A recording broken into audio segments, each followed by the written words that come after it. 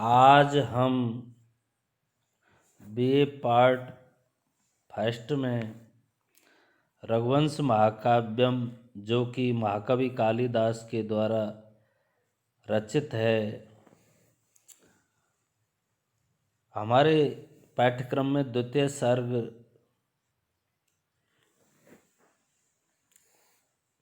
है, किंतु उससे पहले हम प्रथम सर्ग के बारे में थोड़ा सा अध्ययन करेंगे। किसी भी काव्य के प्रारंभ में मंगलाचरण के रूप में अपने इष्ट देव की स्तुति करने की परंपरा रही है।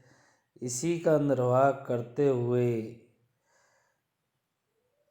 रघुवंश महाकाव्य के प्रथम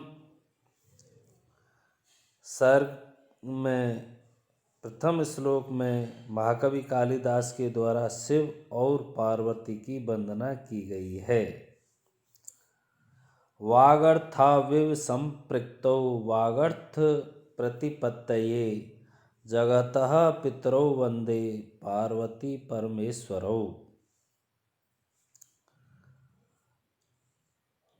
मैं वाणी और अर्थ के यथार्थ ज्ञान के निमित्त शब्द और शब्दार्थ की तरह मिले हुए जगत के माता पिता पार्वती और शिव की वंदना करता हूँ।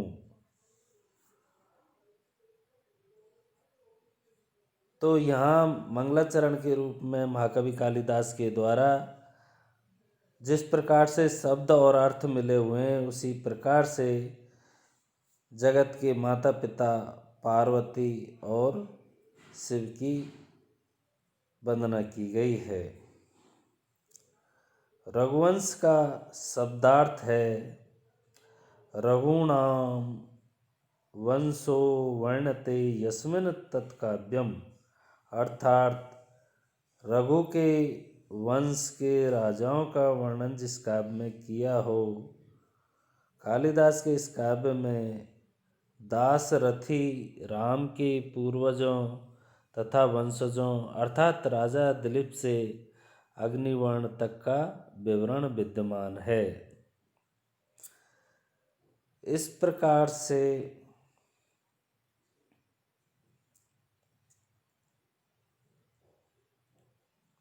प्रथम सर्ग के बाद में हमारे पाठ्यक्रम में द्वितीय सर्ग में सबसे पहले महाराज दिलीप अपनी धर्मपत्नी सुदक्षिणा के साथ संतान प्राप्ति के लिए उपाय पूछने के लिए अपने कुलगुरु महर्षि वशिष्ठ के आश्रम में गए। वशिष्ठ मुनि द्वारा यह बताने पर कि कामधेनु की पुत्री नंदिनी इसी आश्रम में रहती है, उसी की सेवा से उन्हें संतान की प्राप्ति होगी।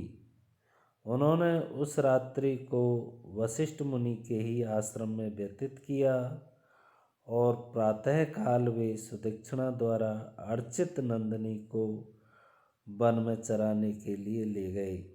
उसी समय का वर्णन करते हुए महाकवि कालिदास कहते हैं,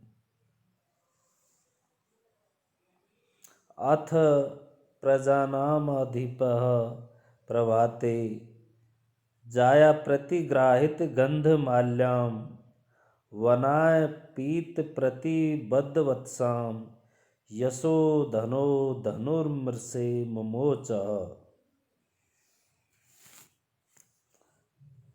अथ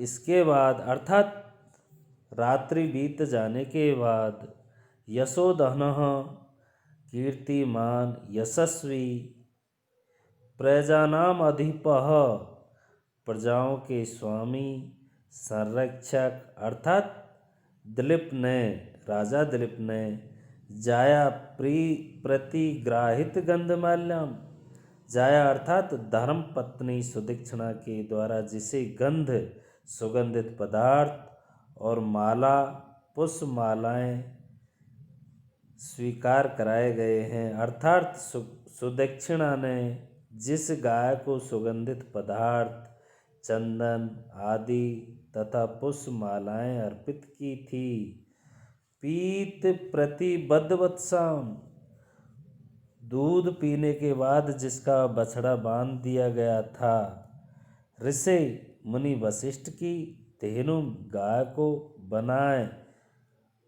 बन जाने को मुमोच छोड़ दिया। अर्थात कहने का तात्पर्य यह है कि रात्रि बीत जाने पर प्रातःकाल महान यशस्वी प्रजा संरक्षक राजा दिलीप ने मुनि वशिष्ठ की उस धेनु को वन के लिए छोड़ा, जिसे सुदक्षिणा द्वारा गंध और पुष्पमाला अर्पित किए गए थे, तथा दूध पीने के बाद जिसका बछड़ा बांध दिया गया था।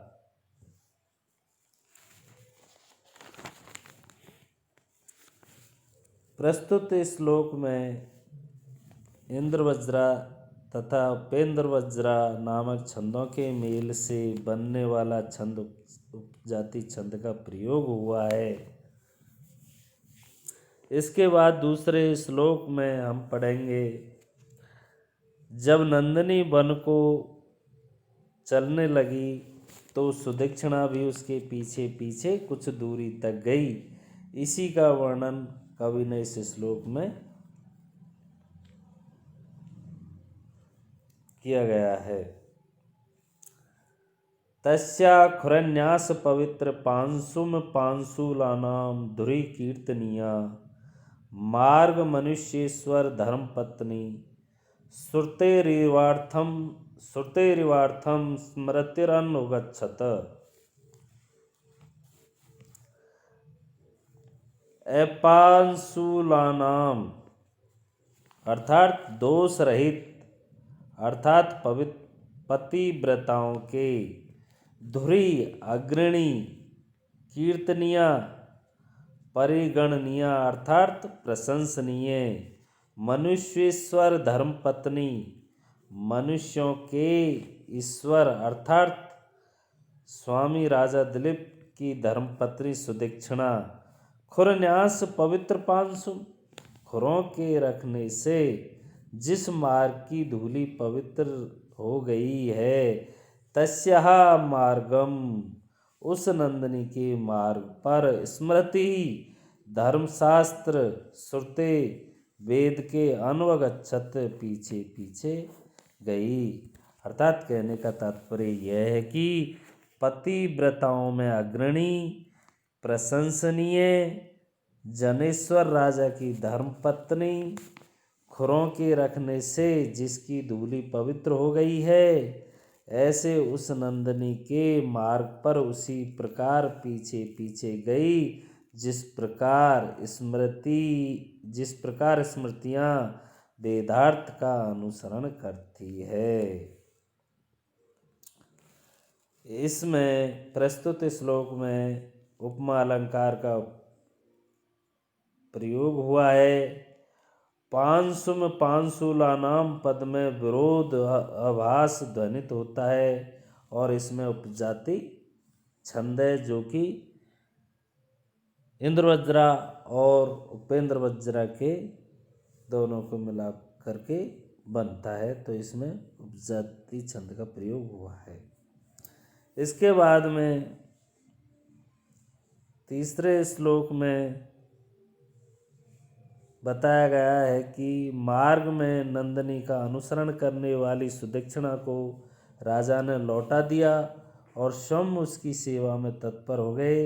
इसी बात का वर्णन करता हुआ कवि कहता है, निवर्त्य राजा दयिताम दयालु स्ताम सौरभेयीं सुरभिर्यशोभि पयोधरीर्भूतर्चतु समुद्रां जुगोप गोरूपधरा मुर्वो गोरूपधरामि वोर्वीं। दयालु, कारुणिक, यशोभी कीर्ति समूह के द्वारा सुरभि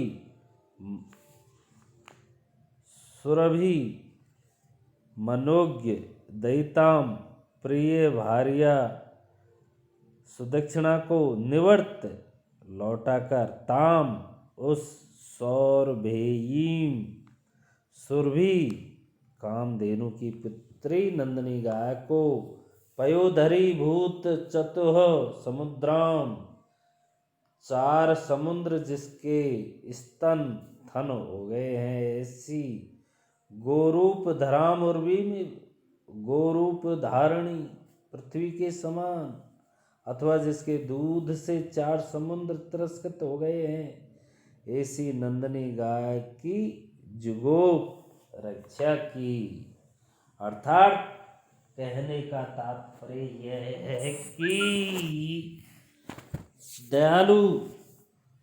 दयालु स्वभाव वाले एवं यश रूपी गंध से युक्त शोभायमान राजा दिलीप ने उस प्रिय भार्या सुदक्षिणा को लौटाकर 4 स्तन थन रूपी 4 समुद्रों को धारण करने वाली गोरूप धारणी पृथ्वी के समान अपने दूध से 4 समुद्रों को तिरस्कृत करने वाली कामधेनु की पुत्री नंदिनी गाय की रक्षा की।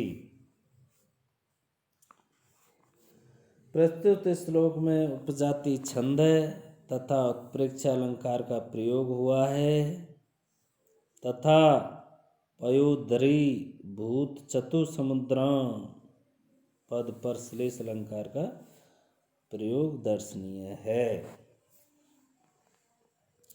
इसके बाद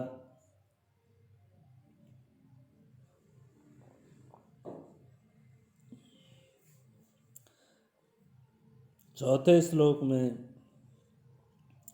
राजा ने केवल अपनी पत्नी को ही अपितु समस्त अनुयायियों को भी लौटा दिया था क्योंकि वह अपनी रक्षा में स्वयं समर्थ था। इसी बात का वर्णन करता हुआ कवि कहता है व्रताय तेनानुचरेण देनोर्न्यसिधि शेषोऽपि अनुयायी वर्गः न चान्यतस्य शरीररक्षा स्ववीर्यगुप्ता हि मनोः प्रसूति। व्रताय गो सेवा रूप नियम के लिए धेनो अनुचरण तेन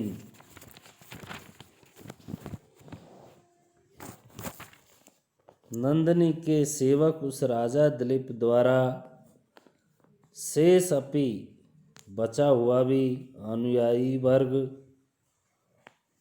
अनुचरों का समूह न्यसेधि लौटा दिया गया।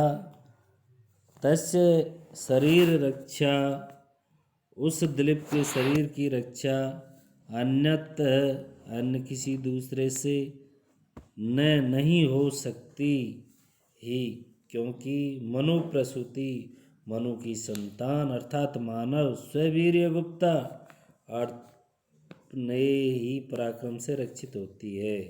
कहने का तात्पर्य है कि गो सेवा रूप व्रत धारण करने के लिए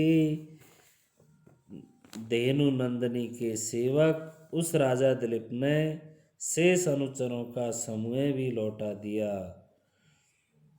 उस दिलीप के शरीर की रक्षा अन्य किसी से नहीं हो सकती क्योंकि मनु संतान स्वयं अपने पराक्रम से रक्षित होती है।